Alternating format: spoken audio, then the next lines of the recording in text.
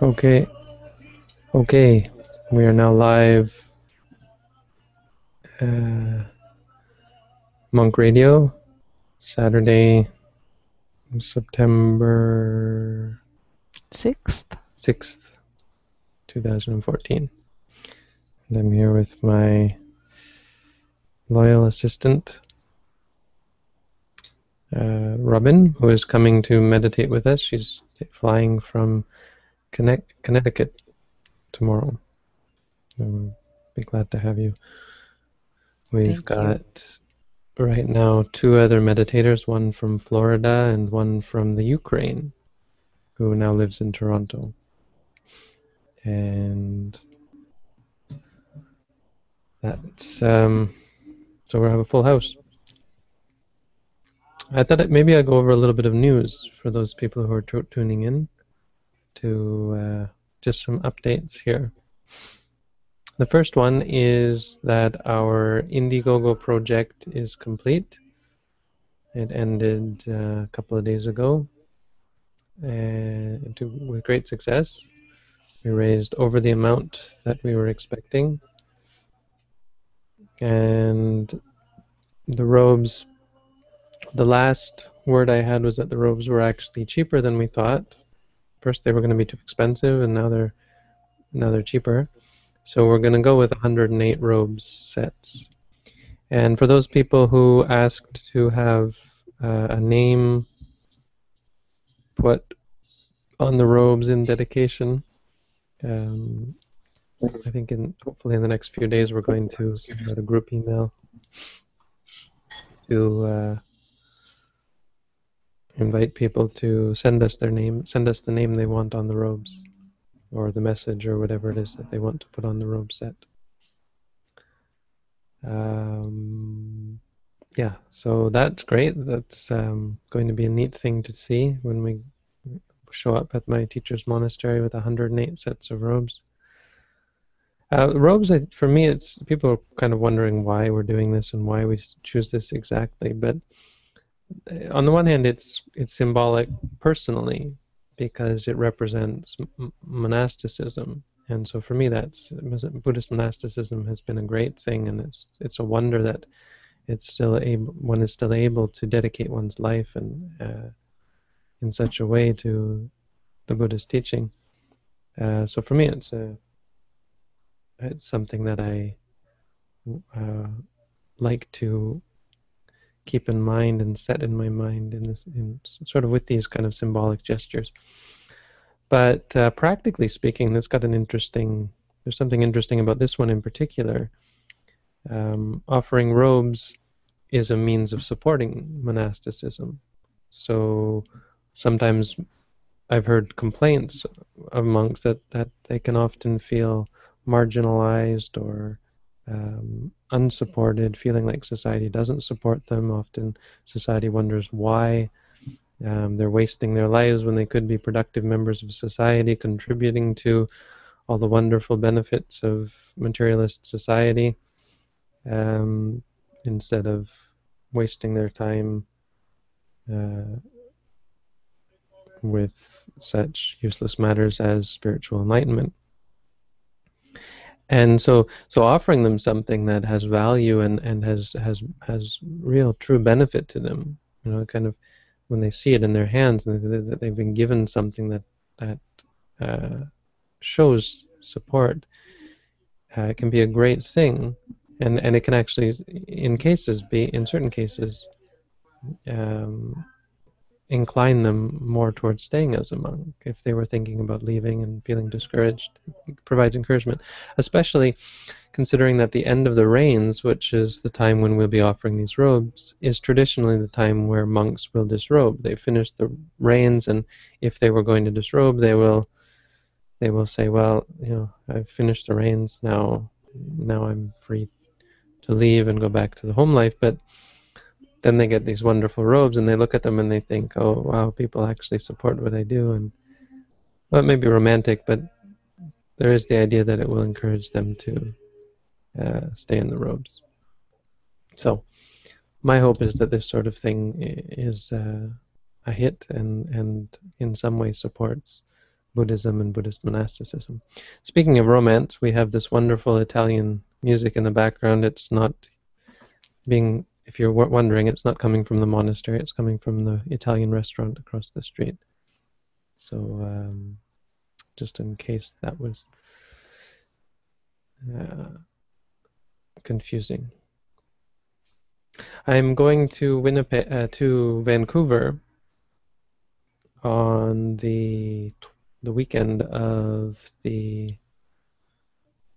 oh heck, I don't know, is it September? Yeah, so the weekend of the 19th, 20th, 21st. I'll be away from, I think, the 19th, 20th, and 21st, and then I'll be back here. So if you're in Vancouver, oh whoa, I even got it here. Flight to Vancouver. Oh, sorry, I was wrong. 25th, Thursday the 25th. 25th, 26th, 27th, 28th is when I'll be away. Back on Sunday the 28th. So if you're in Vancouver, drop us a line, and it's this. I think I'll be at the Sri Lankan Buddhist Vihara in Vancouver. The trip to Asia is happening. I'm the one who's going to have to be presenting the robes, so I sure hope it's happening. And but it's shifting a lot. So the latest plan, in case you're interested in these things, is to go to Thailand for 1 month, be in Thailand for only 1 month, and then sometime in mid-November go to India. And we're going to do a pilgrimage and spend some time in India. Maybe I'll be there up to a month, I don't know.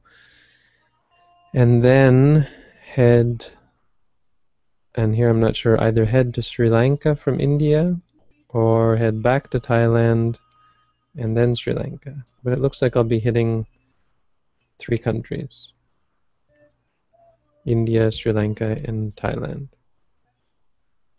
Still be coming home. For now, the date is set to mid to late February. I think, do I have it here? December. No, I don't have it. Anyway, February 18th or so, be heading back to Toronto. And from Toronto in February, see, the thing is that in February in Toronto isn't that inspiring. There's not much you can do in Canada in the winter. I could just stay here and do my thing, but I am kind of thinking about going to America or maybe the UK, maybe Europe. I was just talking to someone about maybe going to Sweden, and I know I have friends and students in Finland, so maybe a Scandinavian tour is in order. And it's not far from there to the UK either, so we'll see. Anyway, so that's trip news. I don't want to go on too long with that. Let's get right into answering questions, okay? I'd like to spend more time in this session answering canned questions.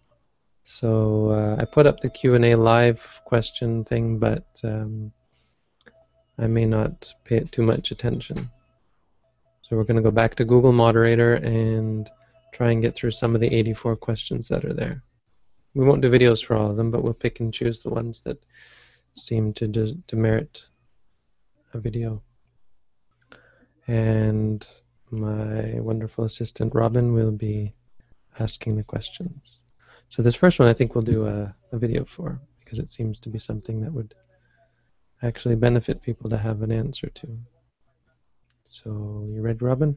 Yes. Okay, go ahead.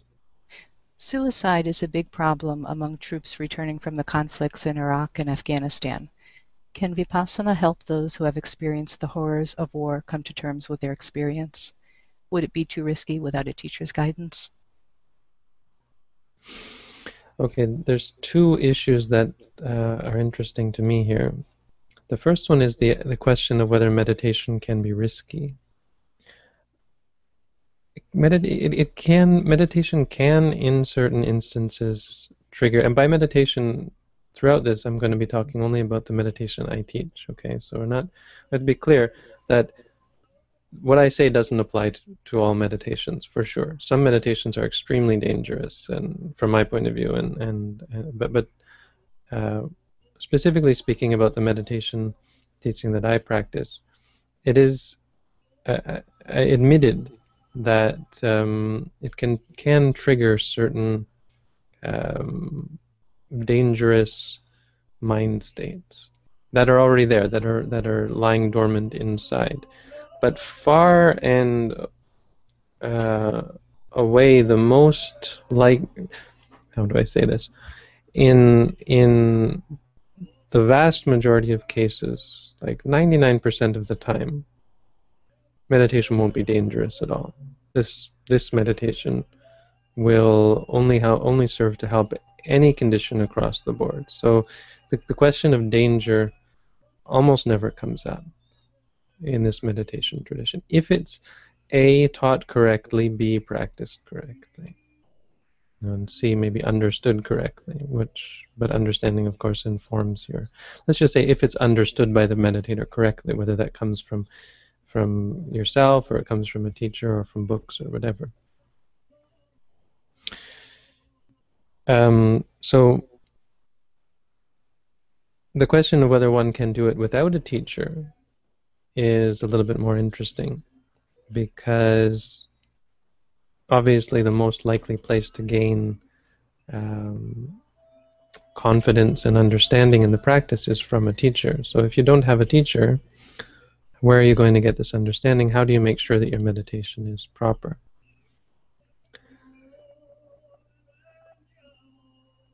I would still say, well, I mean, the biggest answer here, or the biggest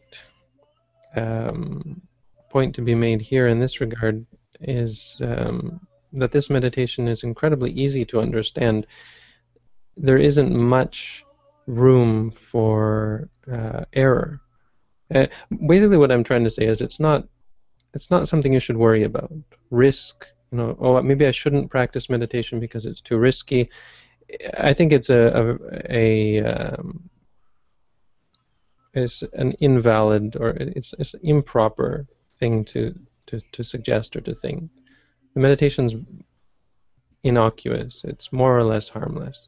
It's not something that's going to hurt you. The worst thing that happens in this tradition is people get bored, turned off, afraid of the meditation, and stop meditating. That's far more common than any sort of risk, because you're not creating anything in this meditation. You're just looking at what's there.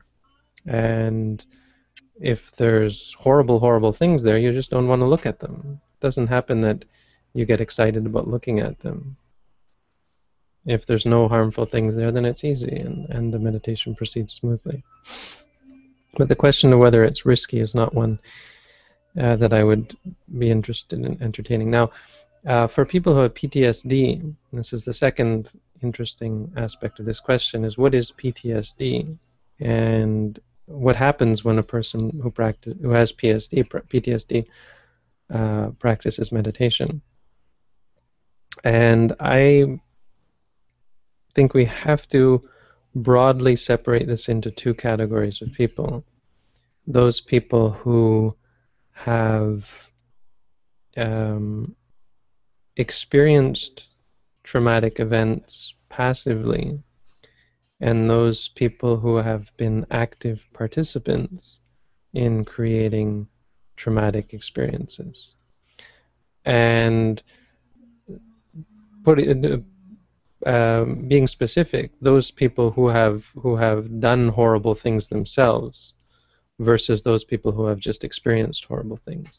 From a Buddhist point of view, there's a big difference. Our claim is that it matters quite strongly whether you've done bad things or whether you've just had them happen to you. Now, it may not seem like that. At first blush, it appears to be the same thing. You are traumatized either way. So that is how it feels, how it appears on the outside. What you'll find is that's really only the shell of the problem.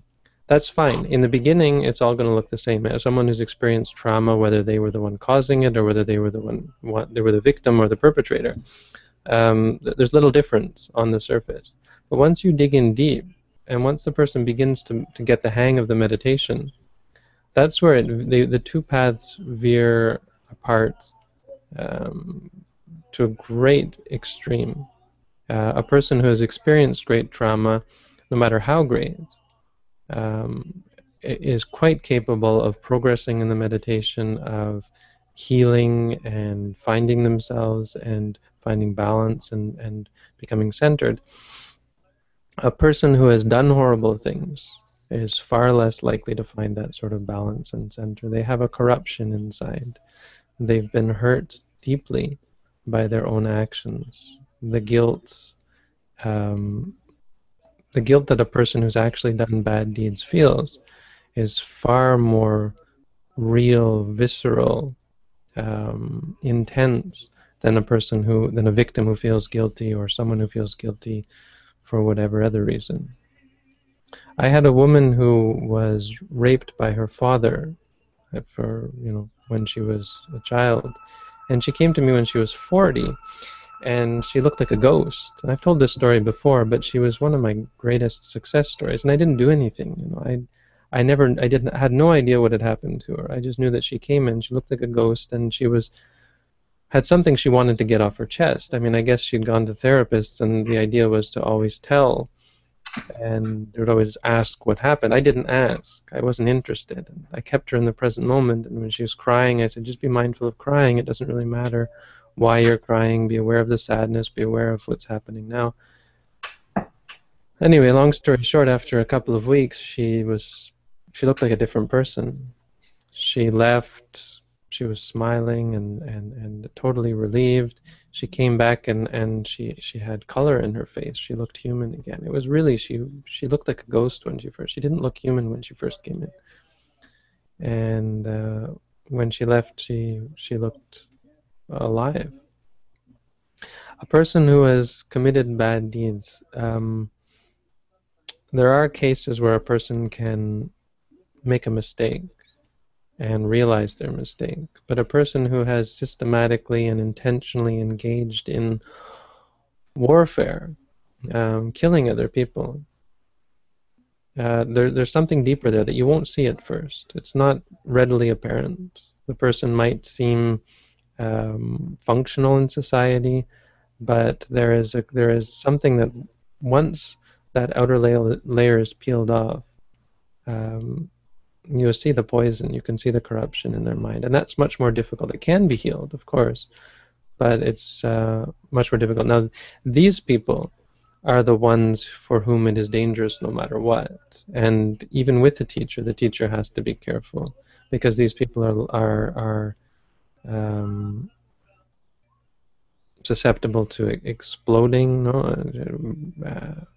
wreaking havoc on the meditators in the meditation center, and attacking the meditation teacher. I mean, there are stories of this where a meditator has, some commit suicide. There are these are the problems. So I don't have a quick solution for that one, and I think we have to separate the two out. And the best thing that comes from that, I think, is a cautionary warning to people, anybody thinking of going into the army, anybody thinking of going into the armed forces of any type. You can't really go back. There's a long road to get back to the state where you before you had done the terrible things that are done in war, or any profession where killing is involved, even police work. Becoming a police officer is, well, if you ever have to kill, it's hard to go back. So people who have PTSD, who are traumatized, these sorts of people, I think we should focus on. Well, let's make 2 points here. The first point is those who have done, in regards to PTSD, for those who have done bad deeds, we have a very difficult and long road, and these people, if they're committed, then go for it. But they have to be careful themselves, because their minds are going to be twisted, and they'll be inclined to react improperly in the same for the same reasons that they reacted improperly before, by killing, by hurting, by harming others.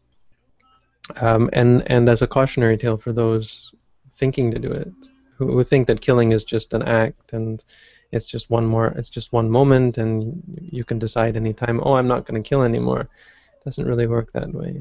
What's done is done. A life can never be given back after it's taken. And the other point is in regards to those who have PTSD from seeing death, seeing horrible things, maybe even experiencing trauma such as rape or torture, starvation, whatever, and any kind of horrible thing that the side effects of war. For these people, we have much more hope. Just one anecdote I want to say in regards, before I forget, in regards to the first group. I spent some time with a man who was in war when I was in California. He was married to a Thai woman, so he drove us around a little bit. And he was probably the most horrible person I've ever had the pleasure of spending, of being in close quarters with. He said that people asked him what he missed most about being a soldier, and he said being able to kill people. I think he meant it, because his attitude to things was horrible. The jokes he told were racist and really cruel and awful. And yet he would be sitting there. Yeah, I think he was on heavy medication, if I recall correctly, for PTSD, I guess. But he was a sergeant. Anyway, so that's what I think of in regards to this first group of people who have actually done bad things. It's quite difficult to ever hope to get to them. Something that we should think about. The second group, those who have experienced the trauma, I don't see much problem in letting them meditate on their own. I would think if they have good theory and basic meditation practices, absolutely I would go for it. I would encourage them to pick up a book, start meditating, preferably in the tradition that I teach. Pick up my book. It's the one that I plug, it's the one that I encourage. But absolutely, in this meditation tradition, I can pretty much guarantee that, not 100%, but 99% guarantee that nothing bad is going to happen, and you'll only start to understand your problems better. In fact, the more you learn, the more you read, the more you study, the more you'll be able to deal with fear, anxiety, stress, paranoia, etc. And be able to overcome all sorts of stress. I mean, if this woman who was raped by her father can do it, it's hard to find something worse than that.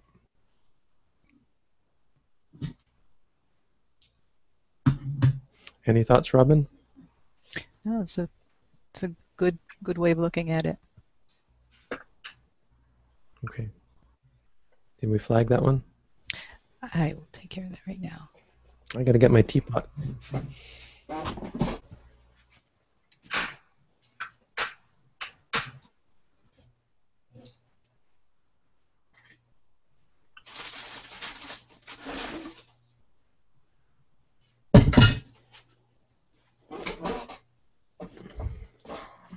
Is that Bill? Bill, are you there? Hello. How you doing? Good. How are you? Any thoughts? Have you been in the Army? No. I look like it, but no. Good for you.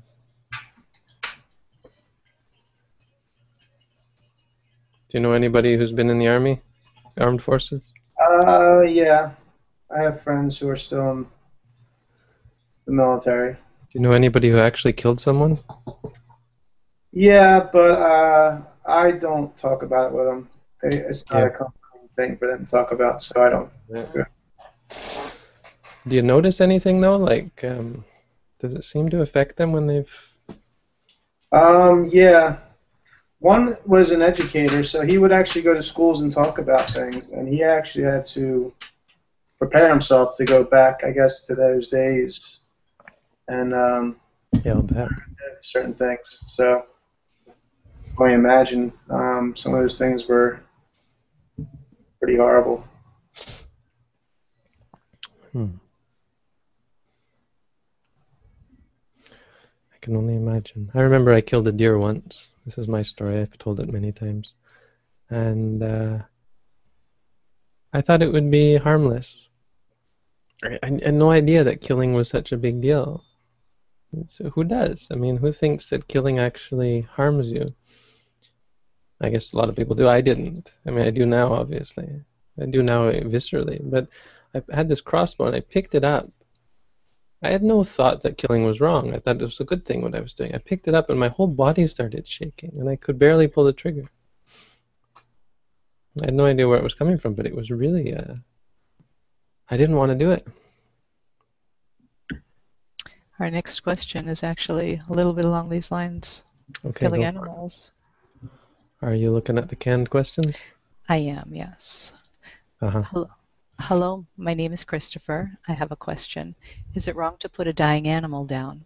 In other words, is animal euthanasia against the 5 precepts? You should just say, in regards to the precept that says you're not allowed to kill any living being, does that include killing animals? I mean, it's a simple question, but you're couching it in all sorts of euphemisms, which isn't really fair. You know, the precept says, I undertake not to kill a living being. Are animals included in that? I'm giving you a hard time. But let's play devil's advocate and assume that there are some premises in here that support this, such as the animal is suffering terribly, and the killing is in order to relieve them of their suffering. Now, if only that were the case, if death were the end of suffering, then by all means we should euthanize ourselves. But it's not. Death is a doorway, and if you go through that doorway with a clear mind, having settled your debts and your matters and your affairs, then you can expect happiness after death. But if you go to death in debt, with your matters not settled, with your mind confused, then you're not likely to go. It's not a good door that you're going to open, that you're going to walk through. So I've talked about this before. I wish I almost wanted to do a video here, but I think I've already talked about this.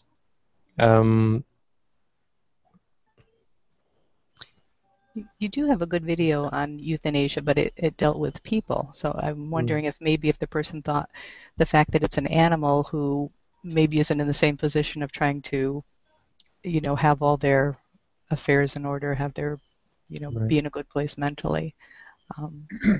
Maybe that was the difference for that person. Yep. Well, what I've said before, and what I'm going to say here, is that I've said it before. People who work in hospice care will tell you a person's last moments are very interesting. Not always, or not always evidently interesting, but sometimes quite clearly, it's the last moment that really does count when the person dies, because they could be muddled and unconscious, and in the last moment everything becomes clear. Their face clears up, their eyes brighten, and they're sometimes able to speak just for a moment to get their last words out, but some kind of natural end comes to their life.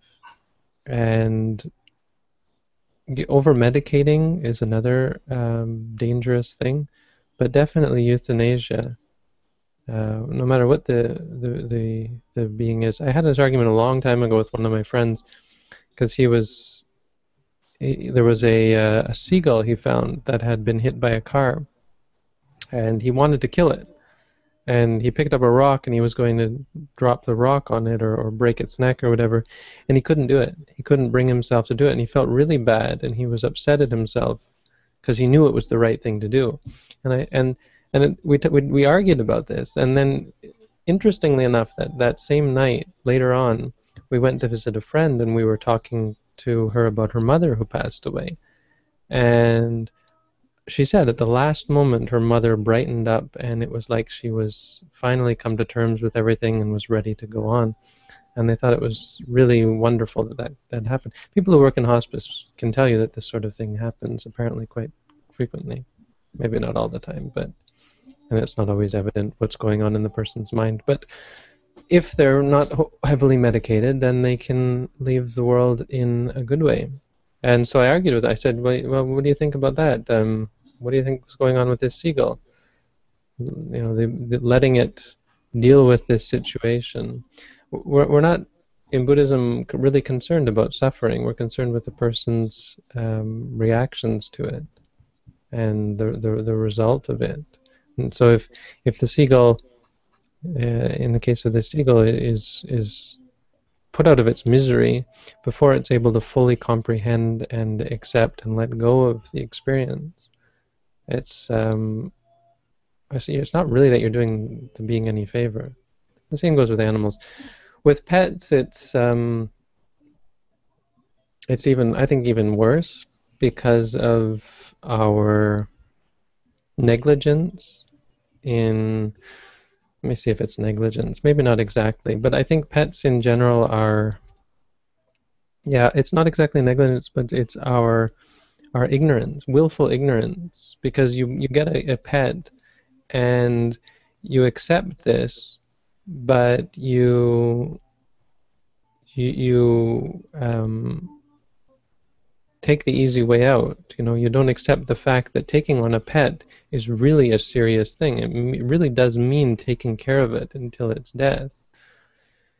But we don't accept that. We want the easy way out, and so we terminate it when it loses its, you know, when it gets to the end of its expiry date. We end it. We finish it.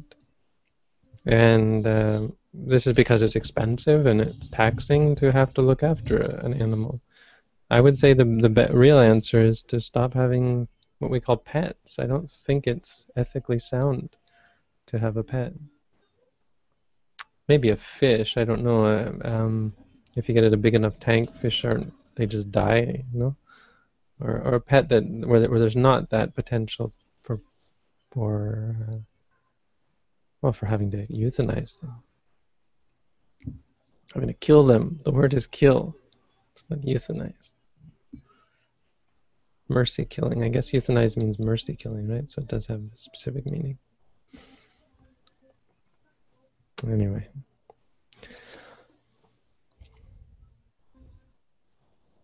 Next question.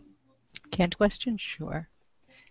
If the world can't produce a Buddha due to the state of society at present, and assume rebirth is a fact, what are your thoughts on putting off Nibbana in order to contribute to the betterment of the planet and society? How should one approach that?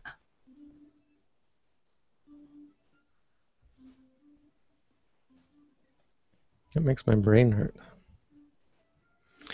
The world can't produce a Buddha, right?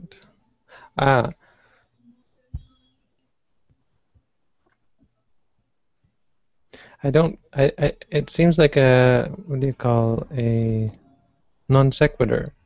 I don't see how the premise relates to the conclusion. Like, who cares if it can't produce a Buddha? What does that have to do with whether you should go to Nibbana or not? Nibbana doesn't make you a Buddha. Ever. So, what's the significance of the fact that society cannot produce a Buddha?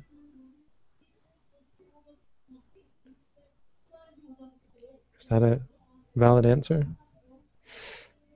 I mean, put off rebirth if you want, but don't use that as an excuse. Put off enlightenment if you want, but I don't think that should be your excuse, that because we can't have a Buddha. How does it relate? Wouldn't it also be, if you're trying to make the world a better place, your own practice may contribute to making the world a better place as well? Absolutely. An enlightened being is a far greater benefit to the world than an unenlightened being. So that's, we could get into that, but it just seems like the argument is flawed from the get-go before you even get into the merits or demerits of putting off enlightenment. Yeah, I mean, if you're talking about putting off enlightenment to become a Buddha, well, that's something. It's just very, very difficult something. If you have the will and the motivation, you can try. It's a very, very difficult thing. Ask yourself, do I have what it takes to become the President of the United States of America?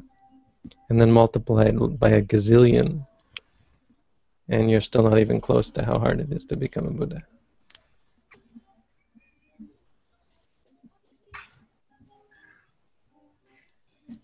Next question. I like this one. I've had this question for some time. I'm not sure if it's even relevant to practice, but I can't seem to shake it. How does new life come to be? Is any life new at all? It seems the human population is growing. Are any new? Yeah, the whole human population is growing thing is a real red herring, because the overall number of beings on Earth isn't influenced by 5 billion humans, 10 billion humans. How many insects there are in the world, I'm sure it's far greater. The fact that humans are increasing doesn't really mean that much. As for whether life is new life comes to be, I have no idea. That's my answer. Can I grab a question that's similar, but that was way down on the list? Sure. It's kind of similar. Maybe it's the same answer. You've got this. What do you call it? I give you. Do it. Okay. Are new minds being constantly formed, or is there a specific, limited amount of existing minds? I have no idea. Okay, that's an answer. How long should one practice meditation before making a decision to become a monk?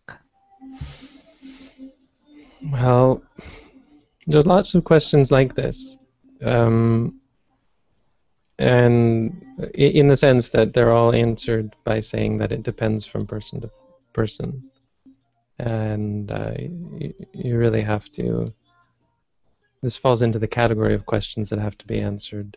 Depends on you.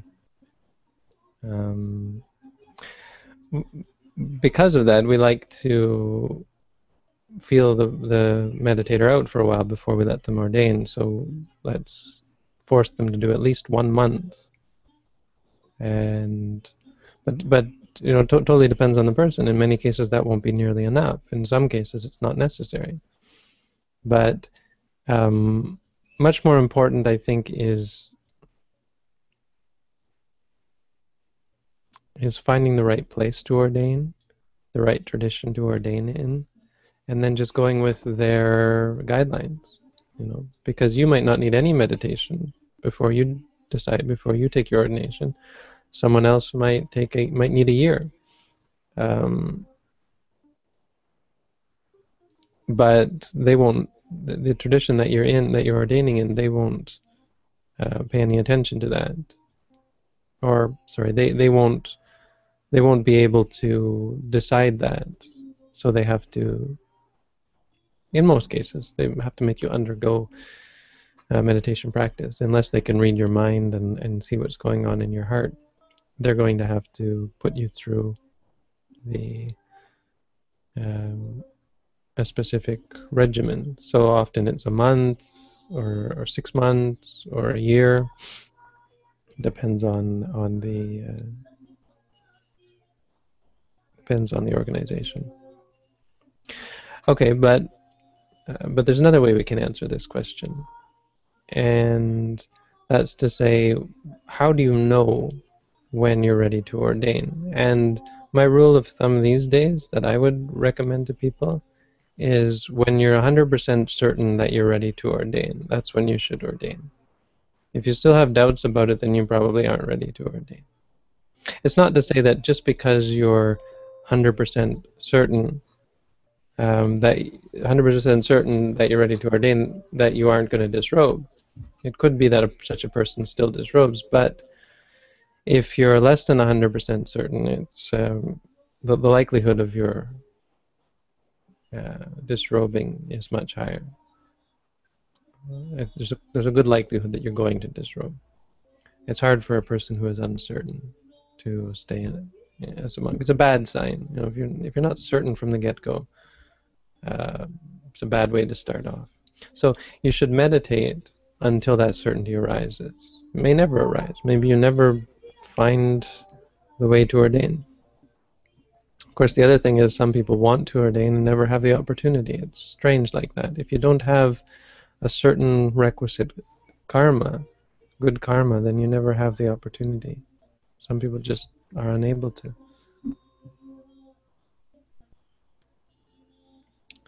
Next question. What do you think about poetry? Does it have a place in Buddhism? I've seen many examples of the Buddha speaking in prose. I'm not sure what to think because all other forms of entertainment, music, dancing, plays, etc., are advised against. Now, correct me if I'm wrong, but they're using the wrong word here. When the Buddha speaks in prose, that means speaking like the rest of us. Like I'm speaking in prose right now.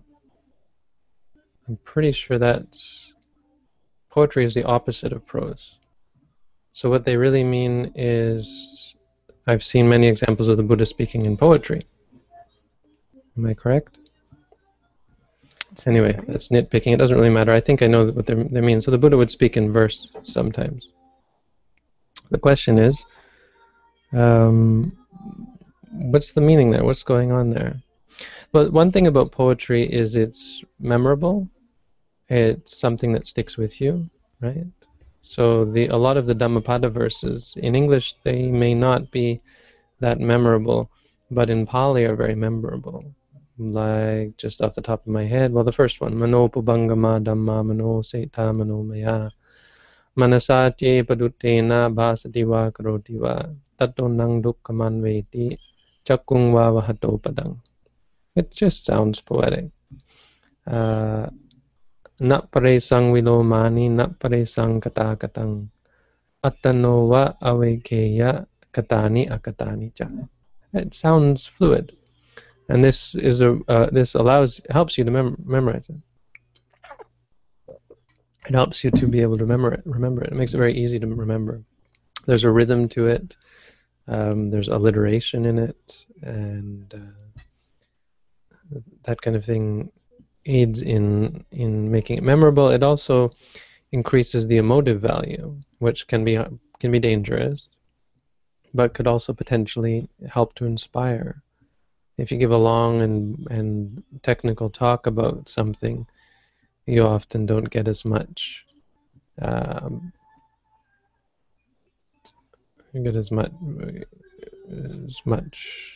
benefit as when you just say one pithy saying, sort of in poetic language. It often hits people, it wakes people up, it inspires people. So yeah, I think definitely poetry has a place. What doesn't have a place is singing, because singing doesn't seem to have any tangible benefit to it. It only creates desire and attraction. I wouldn't say you could. I wouldn't agree that you could argue that music inspires. I don't believe that. But poetry, I think, can help to inspire. And poetry can also be harmful. It can lead you to be attracted to it, attached to it. But I don't think it has the same sensual, because it's not a sensual attraction. It's an attraction to the idea, which can be useful.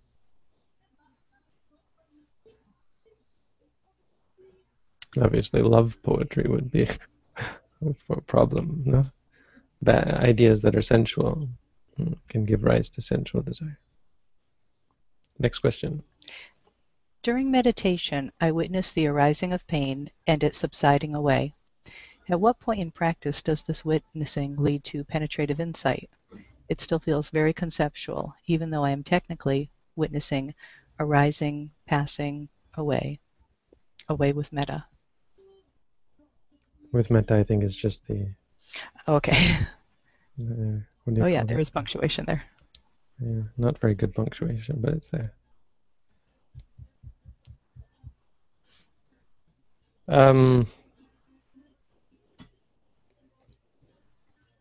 You need all 8 path factors, and you need the 5 powers. The 5 faculties have to become the 5 powers. So yes, if you're seeing that, you're on the right path. That's great. It's not intellectual, it's just weak. And so it's being subsumed, or it's being overwhelmed by the intellectual aspect of your mind. That's what's happening there. What you need to do is cultivate the 5 faculties, balancing confidence with wisdom, balancing effort with concentration, strengthening through mindfulness, cultivating the 7 bojjhangas. I mean, basically, it just takes time and effort, intensity.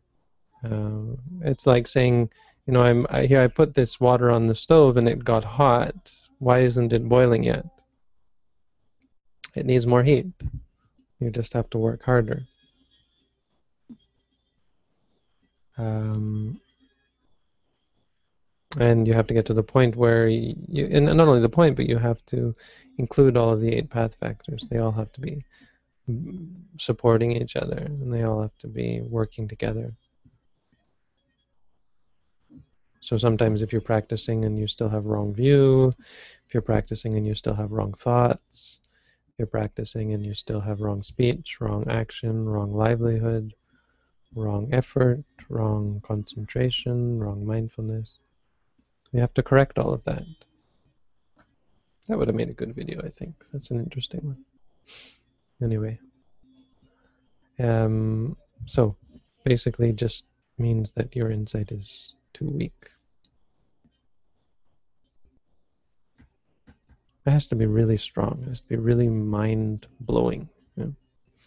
Totally all-encompassing, where you just get it. And it's very, very strong. That's all. We have a whole bunch of live questions. Maybe we should switch to them. We got through 5, I think, of the canned ones. More than that, right?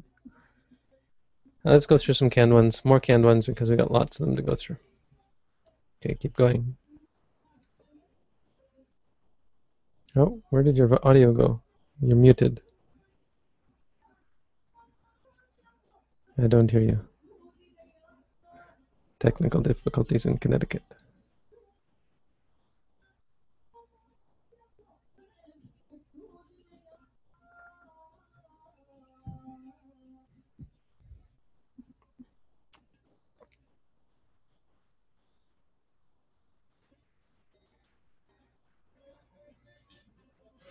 Okay, I'm going to go through some of these because they're pretty simple. In many of your teachings, the core idea is to let go of clinging. Wouldn't it be contradictory to apply such teachings in a materialistic life, which is based on clinging? Are your teachings applicable only to those following the enlightenment path? Yes, indeed. Why would you think otherwise? This isn't something that is useful for people who are clinging or who are interested in the materialistic life. You there, Robin? Still no sound.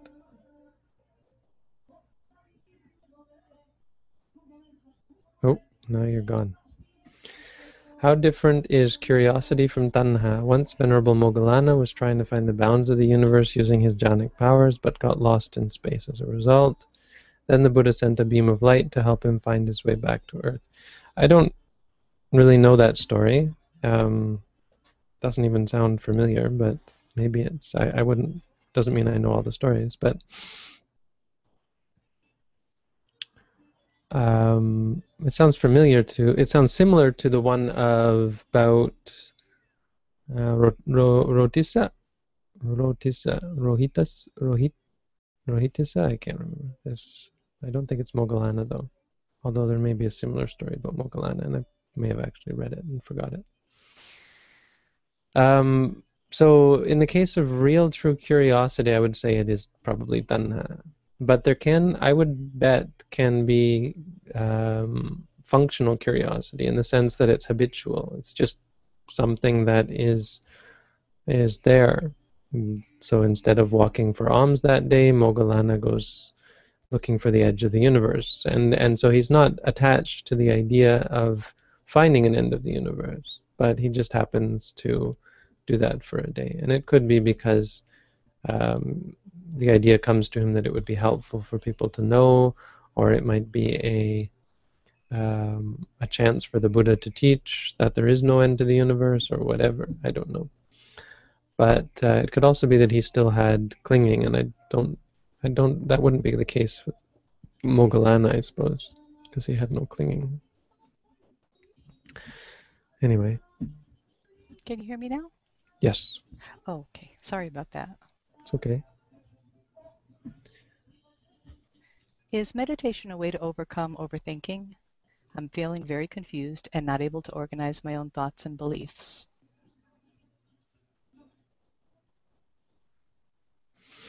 Yeah, it helps you sort out your thoughts. It doesn't mean you won't think, but definitely overthinking.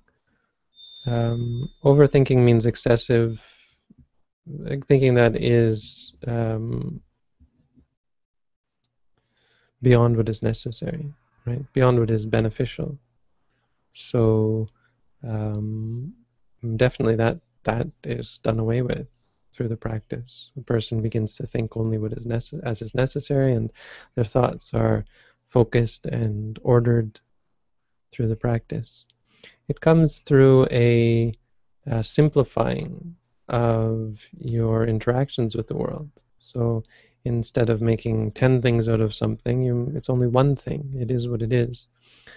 The closer you can get to seeing things as they are, just seeing is seeing, hearing is hearing, smelling is smelling, obviously the more orderly and simpler your thoughts are going to be. You're going to be far more in the present moment, far more aware of what's going around you, alert to the things that are going on in your own mind and in the world around you. And you'll develop wholesome habits. The chaos in the mind will subside. Okay, next question. Hi, Venerable Sir. I would like to ask if people use force to enforce their religion, for example, the extermination of Afghanistan by Muslims. What do we Buddhists do? Just convert to another religion or let them kill us? Depends what converting to another religion means. I mean, there are ways to get around the issue. Like if they just say become Muslim or die, you say, okay, I'm a Muslim. If that's all it takes, then fine, become a Muslim, no problem. But if it means saying things, deliberately lying, or saying that you believe things that are wrong, denouncing Buddhism, spitting on a Buddha image, you could get away with spitting on a Buddha image, I think, because you don't need to do that disrespectfully. You can do that just functionally. But when you have to actually mislead the person, lie to them, and say something that you don't believe, tell them, I believe that Allah is the only God, and yada, yada, yada, then I think it gets difficult, and I think allowing yourself to be killed is often the preferred way, preferred path. I mean, don't worry, the human world is not the only realm. A person who keeps their mind clear even up to the moment of death only goes to happiness.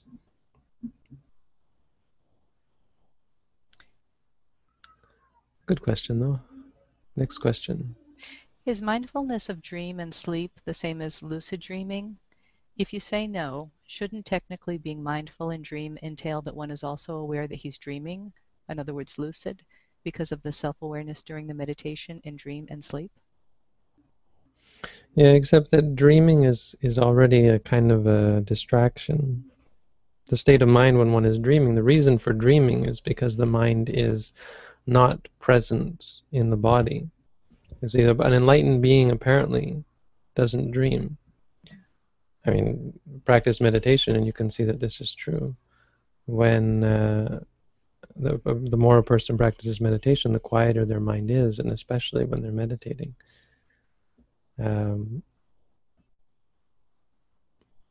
they'll find that their dreams become more infrequent because they're mindful. You see, during that time, they're with the body. They're with the body with the eyes closed, doing nothing. So their mind enters into a kind of a sleep with nothing. People who still have distracted minds get distracted when they sleep, and because they have no mindfulness to bring them back, they get caught up in concepts and find themselves in all sorts of strange situations.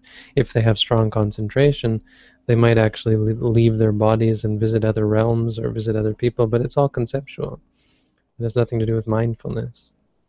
Lucid dreaming is based on concepts.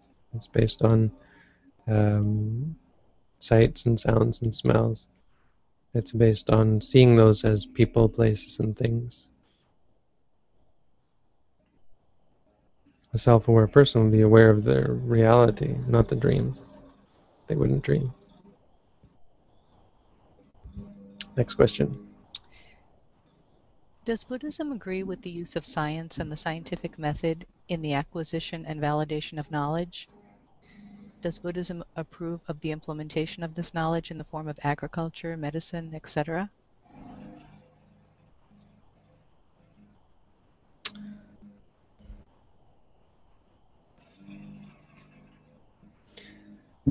Again, not my field. One of the rules is if it doesn't have anything to do with what I teach, and I'm not going to answer questions. What do you think about this? Because it makes me think too much. Sorry. They're valid questions often. It's just I can't go there. I can't go that far. Sorry. That's an interesting one too, the whole thing about science. Next question. How do you deal with intrusive thoughts? Is there any advice you can give on how to still the mind further? I have learned that you must not grasp onto a thought, but also that you must not push it away. Is there anything else you can add to that? Thank you. Well, in Vipassana practice, thoughts are not intrusive. Thoughts are an object of meditation. We don't give advice on stilling the mind. We give advice on being aware of the mind and being mindful of the mind. Because that's the way to truly still the mind, when the mind understands itself, understands reality. In fact, you should grasp onto the thought. Mindfulness has the function of grasping the thought, not letting it waver. So it is just a thought, it's not something else. Someone's responding. Oh, Robin, you're responding. Pardon? You put a response to that one. Oh, yes. Yeah, I've been trying to go through, and if I saw videos that you had made in the past that kind of sort of answered it, I put them up there just for a little extra thoughts on a particular subject. Nice. Next question. Are hell beings to be understood literally or figuratively? Does someone really expect to have such enormous torture if he, by delusion, commits unwholesome actions? Yes, literally. Next question. That was a short one. In Spanish, verbs may have the person implicit in it. I, you, they, etc. I'd like to use the mantras in Spanish. Should I find words that don't imply any person? When you use thinking, feeling, are you using nominalized verbs or the verbal idea? Thanks. Right. Actually, the original Pali is nominalized, I believe. I've never heard that word, but that makes sense. The subject is implicit, just as in Spanish. Gachami. Gachami means I go, I walk. So it's actually fine to use that. Mahasi Sayadaw talks about this. He says there's no problem there. It's not a problem. It's not like you don't have to worry that it's creating a self or it's reflecting on the self. It's a means, a tool, an artifice even, to keep the mind with the object, to grasp what's really happening. So saying I walk, well, in English it would be too much. In Spanish and Pali and so on, it makes perfect sense and can actually be helpful to refer to keep you with what's really going on. So yes, go ahead and do that. I walk, I think, if it's implicit. You have talked about the attainment of magical powers. Besides being besides the point, by what methods have they been attained, and what has been said of requirements in practice, typically speaking? That's more of a question. That's the kind of question you should ask on our Buddhist forum, buddhism.stackexchange.com. We've actually answered several questions in that regard, but it's too broad of a question anyway. On that site it would get flagged probably as too broad. You have to give a specific example, like how do you become clairvoyant according to Buddhism, or how do you remember your past lives, which I answered according to Buddhism. Next question. Bhante, a student in my math class asked me, what are the consequences of lying? It was easy for me to understand about what I have been able to experience in this life, but do you know of stories of how lying specifically affects future rebirths? Robin, could you also be thinking here of ones that might make good videos? Just Sure. if you see one that you really think would make a good video, let me know as well too. Sure. So we can sort of say, hey, let's do a video about this one. Okay. Okay. Stories of how lying specifically affects future rebirth.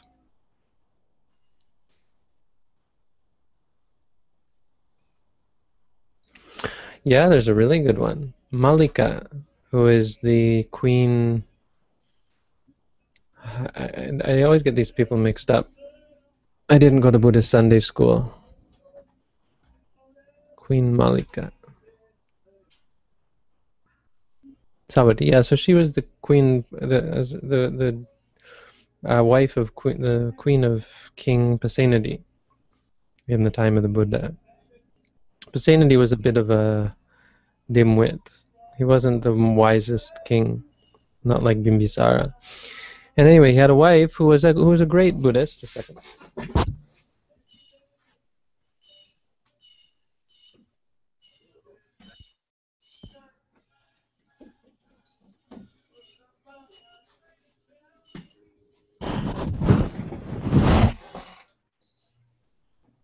Sorry, I had to close my window, so it's heating up in here.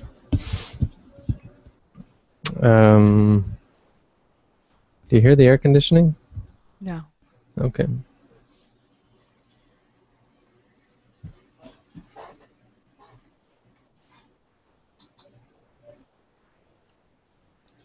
So, but Malika had done something really, really bad. It wasn't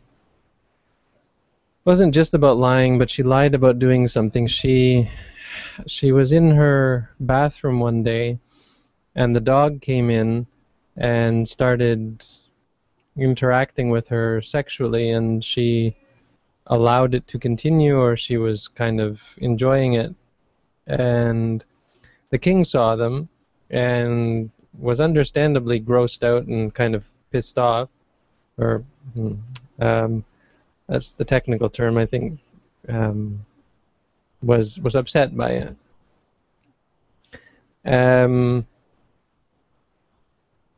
But the queen, so he yelled at her, and he was probably going to behead her or something like that, whatever kings do when that sort of thing happens. But she laughed at him, and she said, "Oh, king, this is the nature of that bathroom. It has this weird property that whenever anyone goes in there, the light reflects in such a way that it makes it look like the person is doing something terrible." And he wouldn't believe her, but she said, well, then go in and you go in and check it out. And so he walks in, and she starts shouting. She says, "Oh, king, what are you doing fornicating with that goat?" And the king, because he's a bit of a dimwit, he believes her, and he says, "Oh, well, it must really be that way." He's confused, but he doesn't suspect this woman of lying. But she feels horrible for it. And she goes to her death carrying that secret. And as a result of that, she's born in hell. But throughout her life, she had done so many good deeds that Pasenadi, of course, thought she had gone to heaven. And so he goes to ask the Buddha, he says, well, I'll go and ask the Buddha where she went when she passed away. And the Buddha realizes that if he is to tell the truth to Pasenadi is going to get really upset to the point where he's going to lose all faith in the Buddha, because there's no way he'll believe the Buddha when the Buddha says she went to hell. So the Buddha makes a determination in his mind, and the power of his mind allows it so that the king forgets the question that he was going to ask. And so he shows up at the monastery and talks to the Buddha and says, for the life of me, I can't remember what I was going to ask. And he leaves. And as soon as he leaves and is on his way back, he remembers, oh, I was going to ask about Malika. Oh, well, I'll ask tomorrow. And for 7 days he does this. And for 7 days the Buddha uses his power of mind and maybe his power of conversation to keep the king from asking this question until the 7th day. Malika, having spent 7 days in hell, 7 human days, which was probably a lot longer according in the hell realms. I'm not sure which way it goes. But anyway, spending 7 days in hell, tortured awfully. Then because of the goodness that she had done, she went the other way and was reborn in heaven as an angel. And so on the 7th day, then the Buddha didn't make his determination, and Pasenadi came to visit him and said, oh, for 7 days I've been meaning to ask you this question and I keep forgetting. I just want to know where my queen went. And the Buddha said, oh, well, she was reborn in heaven. The king says, well, of course she was. Where else would she have been reborn? And he's happy and goes on his way. So there's one story for you on the power of lying. It makes you feel really bad inside. I'm sure there's other stories, I can't think of them. Anyway, we're not here to tell stories. Next question. This is an opinion question. Do you feel like an opinion question? Your opinion on monks advocating untraditional views versus, untraditional doctrinary views, like Venerable Nanavira or Venerable Nanananda. To what extent is the term heretic applicable within the Theravada tradition? And is there any danger of excessive dogmatism? Burn them at the stake, no? Excessive dogmatism. No, there's no danger of excessive dogmatism. The danger of excessive dogmatism is in the nature of the dogma. If the dogma is wrong, then you have a problem. And that's the sort of thing that Jnanavira was getting at. He believed that the Theravada dogma was against the Buddha's teaching, I think. But yeah, I don't give opinions on people or other things. I don't know exactly how you define the word heretic. I mean, I know what it means, but I'd like to look at the definition and say, well, does that exact definition apply here? But someone who believes things contrary to the doctrine accepted by the Theravada commentaries, it's probably heretic. Isn't really a Theravadan. I think the point is they're not heretic, they're just not a Theravadan Buddhist. That's all. It's that you are or you aren't. If you follow the teachings, if you agree with the teachings, then you are. If you don't, you're not. There's no such thing as being excessively dogmatic, I don't think. So as I said, the only danger is if it's wrong. Obviously, if you adhere to something that's wrong, then the stronger you adhere to it, the worse that is. So there is that. But that's the only danger. I mean, given that we're not sure that these texts are right, it's not worth being terribly dogmatic about them. I would say that.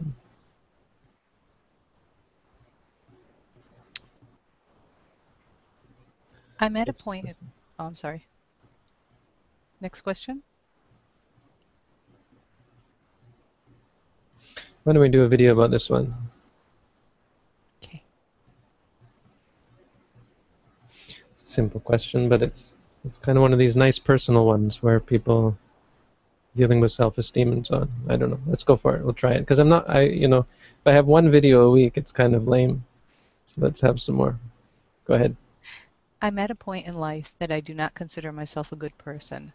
I'm constantly stressed and have attitudes towards people who are not friendly. Today I need spirituality. However, I have a hard time believing that I can overcome this phase.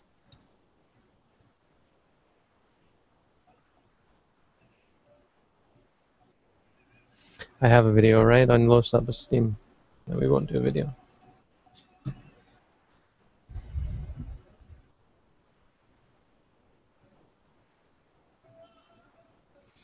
Okay, well, Vanessa, you are not a person, so you can't be a good or a bad person. You are what you are in any given moment, and that changes from moment to moment. We are none of us one thing. The moment when you decided to ask that question and look for help, admit to yourself that you have something bothering you and so on. I think there was a lot of good involved in that. So you have a goodness in you. In that moment, you were a good person.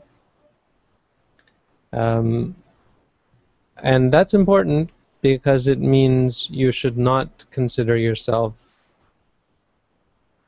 a person at all. You should not consider yourself a good person. You should not consider the person at all. You should consider the present. You should consider every moment and reflect upon your deeds, reflect upon your speech, reflect upon your thoughts as you do them, before you do them, after you do them, and adjust yourself accordingly.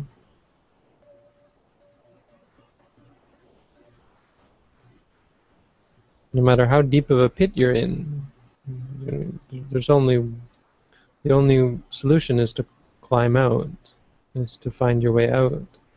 And so there's no benefit to calling yourself one thing or another thing, or labeling yourself anything.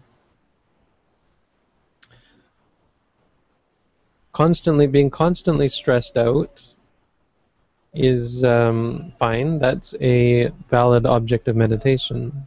This is something that we can work with. It's a reason why people come to meditate. It's because they see they have lots of stress. If you learn to deal with that stress, you'll find that you have fewer unfriendly attitudes towards people. You'll find that you're more friendly, that you're less prone to anger and hostility. So the key, what you're seeing is actually good. You're seeing the causal relationship here between your stress and the bad attitudes, the unfriendly attitudes. Now, if you could just break that, change that, and deal with the stress in a more beneficial way, in a more harmless manner, you'd be able to avoid all of that unpleasantness and the guilt that was involved there, and the feeling that you're a bad person and so on. So let's focus on the stress and look at that stress and try to deconstruct it so that you experience it moment by moment. That's what this meditation is designed to do. And so read my booklet on how to meditate and practice it. It's not my teaching. It's the teaching that has been passed on, we would say, from the Buddha himself. And guaranteed 100% that if you put it into practice, it will help you deal with the stress in a way that doesn't lead you to hurt yourself or others. That would have made a good video. You can't make videos once, just from the show itself? Or you have to turn on a different camera or something? I can't remember. I used to be able to, but I think YouTube changed something. Because it's like a 2-hour video, so you have to download the whole video and then cut it up and then re-upload it. But there was, for some reason, I think it's just such poor quality that it didn't. I can't remember. It's very poor quality. The hour-long, 2-hour-long video. Okay, we got through a significant number of the canned questions. Why don't we go to the live ones now, and then we'll just finish up with the live ones here.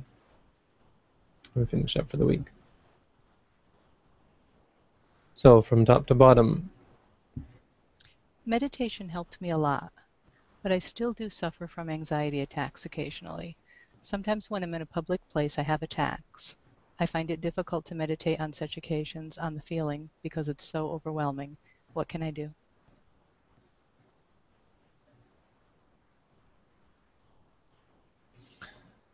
Well, keep going. I mean, keep working at it. If it helped you a lot, then it has the potential to keep helping you. There's no switch that just turns off your problems. You have to work at them. So if you say it helped you, then this isn't categorically different. These anxiety attacks that you have are problems that you can solve. They may take years or even lifetimes to solve, but they're a part of the practice. So finding it difficult to meditate on such occasions doesn't mean you can't meditate on such occasions. Eventually it gets easier. Eventually the anxiety subsides. Anxiety is less.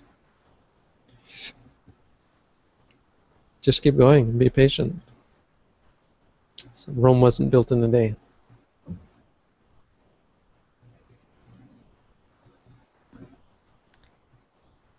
Thank you for doing this. I have a small question. What's the best way to keep your eyes when meditating? Closed, half open, or open? Doesn't really matter. We do it closed.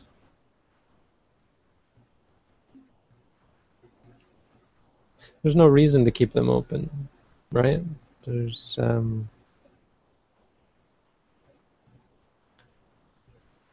you consider how many things you have to deal with in your own mind during meditation. The things that you see with your eyes open is just adding to your problems. So once you get stronger in meditation, you might open your eyes as a test to be, can I still do it with my eyes open, right? It's like, okay, now I can bicycle with training wheels. Now I'll take the training wheels and try it. Okay, now I can do that. Now I'll try letting go of the handlebars and balancing without that.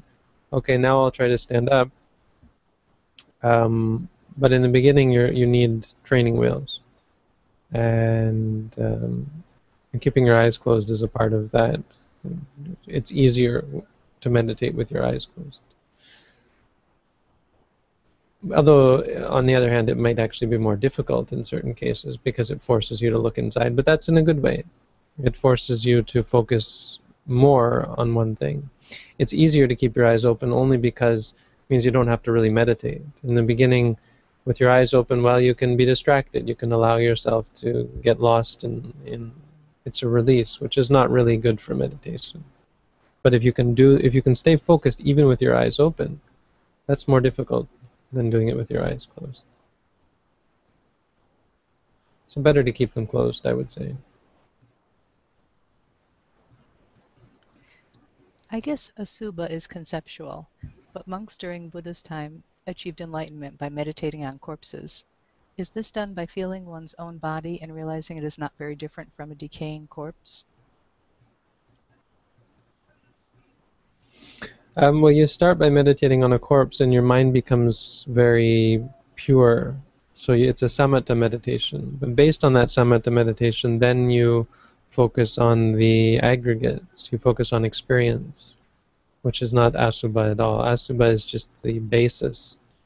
They became enlightened because it allowed their minds to become very clear, and then they were able to reflect on the Buddhist teaching and see that see it clearly because of their state of mind. People who practice samatha, who have become accomplished in samatha meditation, have a very easy time in Vipassana meditation. They can go through the stages very quickly.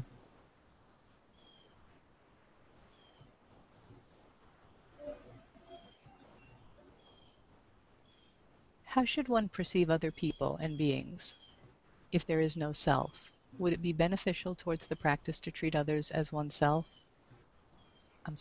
Treat others as oneself if we're not different entities? We are not different entities? Oh, Maybe? yeah. Would it be beneficial towards the practice to treat others as oneself if we're not different entities? Missing an apostrophe.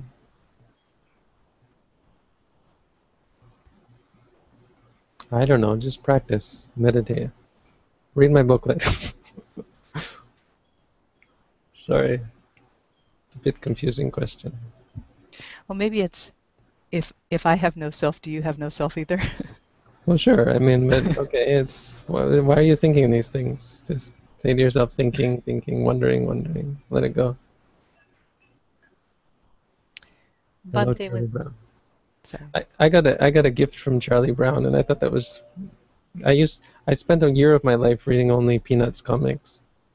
Anyway, that has nothing to do with anything.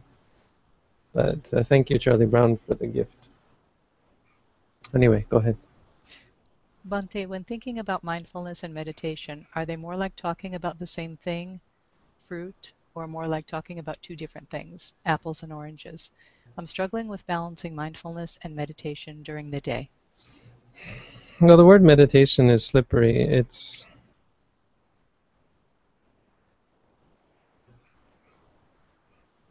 Meditation is fruit. The word fruit is the word meditation. The word fruit is to the word meditation. Does that work? No. Right. The word mindfulness is to meditation as the word apples is to fruit. Sort of. Mindfulness is a type of meditation. It's a aspect of meditation. So our type of meditation uses mindfulness as its main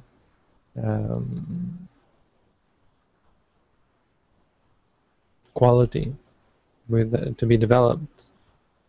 Meditation can mean anything. It can mean thinking about something. It can mean clearing your mind of all thoughts. It can mean seeing things as they are, but it can also mean not seeing anything at all.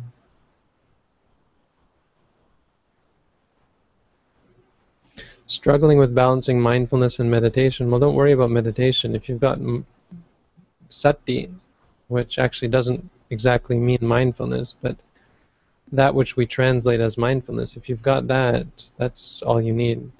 You don't need to worry about meditation. If you mean specifically the difference between formal meditation and informal daily moment-to-moment mindfulness, then both they support each other. If you do one without the other, if you're not mindful during the day, your formal meditation will suffer. If you're not doing formal meditation, it's quite difficult to do informal meditation, informal mindfulness throughout the day.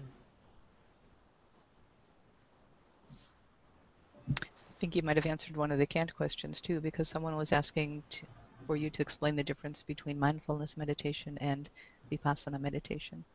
Did that pretty much answer it? Yeah. I constantly face huge problems that arise because my mother and girlfriend are averse to each other. Meditation helps me, but I'm still attached and suffer a lot. I have scheduled my marriage and also feel that I should care for my mother. Can you advise me?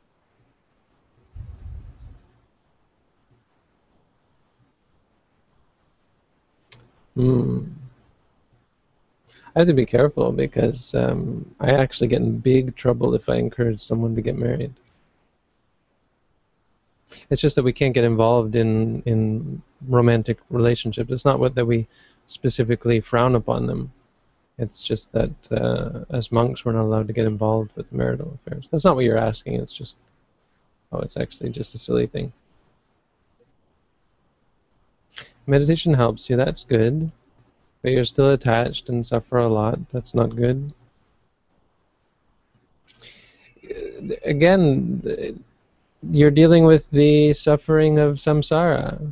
You've made your bed and now you have to lie in it. Or you're making your bed. You get married, that's part of samsara. It's complicated. There's no solution. There's no answer. That aspect of life complicates things.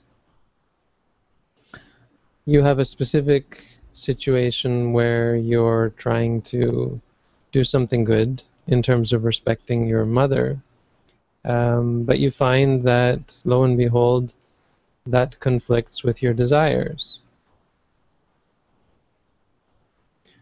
from my point of view, it's easy to see what is more important, and that's the good deeds. Now, helping your mother isn't the only necessary good deed, but there's much more benefit to be had from caring for your mother than there is from getting married.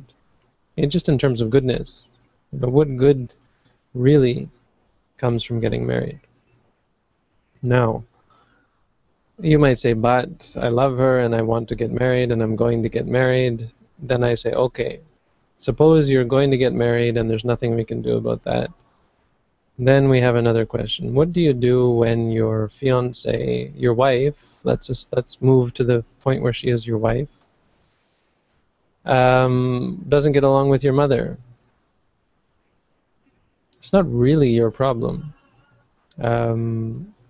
Right? Your problem is your relationship with your mother and your relationship with your girlfriend. Isn't that enough problems? Why do you have to deal with their relationship?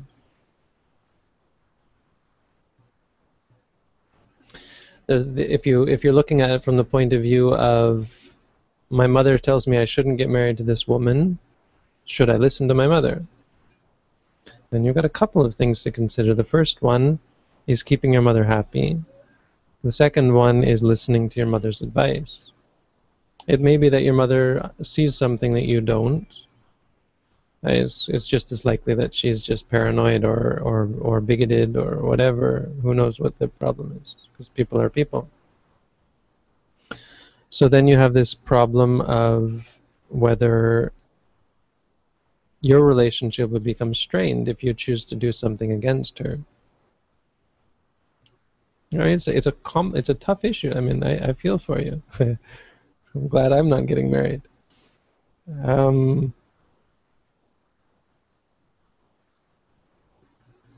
But that's really where your problem is. Your problem is in one person wants one thing, two people want one thing, and another person wants another, and it's balancing the wants and needs of these three individuals. From a Buddhist point of view, the solution, the way to solve this, is to work on these three people, to have these three people work on their desires, their wants, and their needs. If you can give up your desire, your want, your need for this marriage, then you can love both these people without being attached to them, and then you don't need to get married. You can love these people and all these people. If you become an arahant, become enlightened, then you've solved the problem. If your mom becomes enlightened, then you've solved the problem. If your girlfriend becomes enlightened, you probably still haven't solved the problem, but it's gotten easier because she won't marry you. But you see, that would be ideal. Or that ideal is if all three of you became enlightened, right? But barring that, the principle stands that the solution lies in finding where the strong attachments are, identifying them, helping each other to identify them for yourselves, and then working on them. Maybe your mother's so full of hatred and bigotry. Maybe your girlfriend is, let's say your girlfriend is white and your mother is black, and your mother hates all white people, or your girlfriend's black and your mother's white, and whatever. Maybe you're female and you're John. Maybe your girlfriend is poor and your mother's rich. Your mother hates poor people, or etc. etc. And so it could be that your mother has these horrible hatred inside of her that really has to be addressed. You won't, in that case, you wouldn't get any benefit from going along with her wishes. But more importantly, is that's where you have to address it. You really have to help your mother deal with that. And part of that is going to be tough love and being patient with her tirades and her scolds and so on. If, on the other hand, you and this girl are having sexual intercourse 20 times a day, and you're not going to work as a result, and this woman does drugs and she's encouraging you to do drugs, well, then maybe the problem is with you and with this girl, and then you would focus on your own insanity and your own your own desires, your own attachments. Now, most likely neither of these is the case, but there are cases where you can focus on one person or the other. You can't be biased towards yourself, but it doesn't mean you shouldn't be biased, or you shouldn't focus in one point or another. If your mother really, truly is the problem, or her attachment is strong, focus there. If your attachment is strong, focus there. Try and examine the situation and find out, try and get a sense of what, ask yourself, what reduction of attachments, what level, what would need to give before this could be, what is the most likely sort of letting go that could occur, and then work towards that in order to solve this problem. What would it take, and find the easiest solution. I'd say that's a fairly Buddhist way of looking at it. Of course, from a core Buddhist point of view, what are you doing getting married? Yeah. That's the monk in me talking.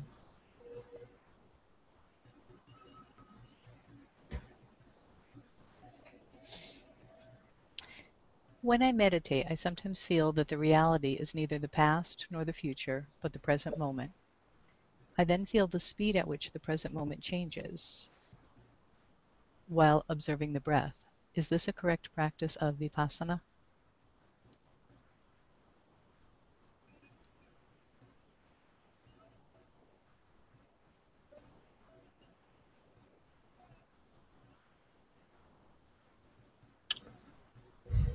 Have you read my booklet? The correct way of practicing Vipassana, from my point of view, is as is taught in my book on how to meditate. If you're doing that, you're practicing correctly, period. That's all I have to say about that. What you feel is just a feeling. That's not correct practice. It doesn't have anything to do with correct practice. Correct practice is how you act, how you practice in regards to that.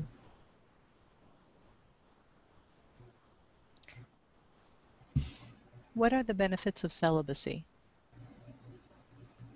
Not having sex. No mother-in-law problems. No mother-in-law problems. No sexually transmitted diseases. No pregnancy. No attachment. No desire. No cultivation of addiction. That's really it.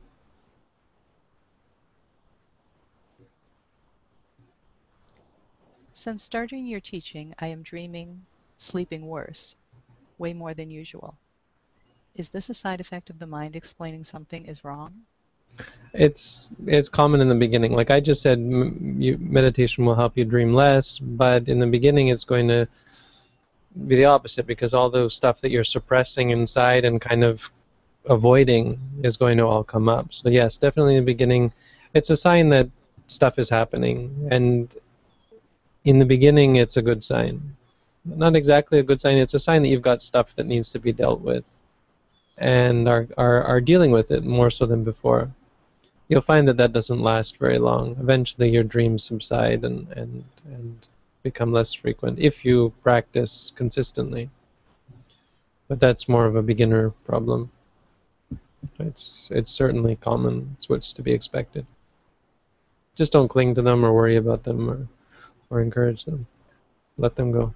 They're just dreams. Do you have time for 2 short questions? All right, but that's it. Okay.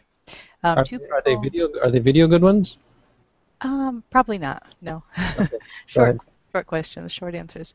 2 people on Moderator are asking basically the same question about I pay attention to the rising and the falling, but how about the little tiny space in between? Do I do anything with that? No, you don't need to. It's an artifice. The noting is not exactly mindfulness, or it's not the wisdom that we're looking for. So it's much more like a paddle that whacks you back when you get off track, or it keeps you balanced. As long as you keep whacking, hitting your mind back, you're going to stay in the center.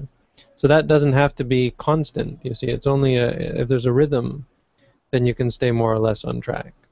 Or it's something that pushes you in the right direction, and you just need that rhythm. It's not a rhythm, but you need some kind of it has to become habitual. See, what we're doing is cultivating habits. That's all. It doesn't mean the more you note, no, the faster you note, the better. So that you don't need to do anything with that. If you notice, so there'll be rising and falling, one breath rising, falling. Often there's a space between that and the next rising. In that space, we, for an advanced meditator, once they can actually see that pause, we'll have them say sitting, rising, falling, and then focus on the whole body and say to yourself, sitting, rising, falling, sitting. That's because that's a longer pause, and so it is worth to put something in there, but not between the rising and the falling. That's too small. It's not necessary. And then one inane question of mine. All right. In your how to meditate videos, it looks like you're wearing a brown towel on your shoulder. I know, I went through a phase. Of wearing a brown towel? Well, my teacher wears a towel on his shoulder. Oh. I thought it would be kind of like a uniform kind of thing. Oh. I used to do that. I used to have a shower towel on my shoulder. That's a good idea to have a towel. In Asia especially, you use it to wipe your face when you sweat. You use it to flick away the insects. You use it to, after you have a shower, to dry yourself. It's just one of those useful things. Haven't you read the Hitchhiker's Guide to the Galaxy? No. Oh. Wow. They wear brown towels on their shoulders too? No comment. You'll have to look it up. Hitchhiker's Guide to the Galaxy towel. You'll find the answer there. I'll look that up. Yeah. But my teacher wears a towel on his shoulder, so he's a fruit who really knows where his towel is.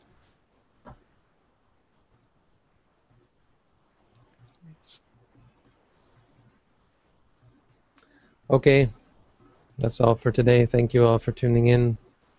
Wishing you all peace, happiness, and freedom from suffering. And hope to see you, many of you, in the future. Oh, another thing I didn't mention is, for those of you on YouTube who haven't been to my Facebook page, we've got a live meditation group going 3 times a day. If you go to meditation.sirimangalo.org, you can join us in daily meditation. We have a meditation group. So come out, and it's a good way to encourage each other and to give ourselves a little kick.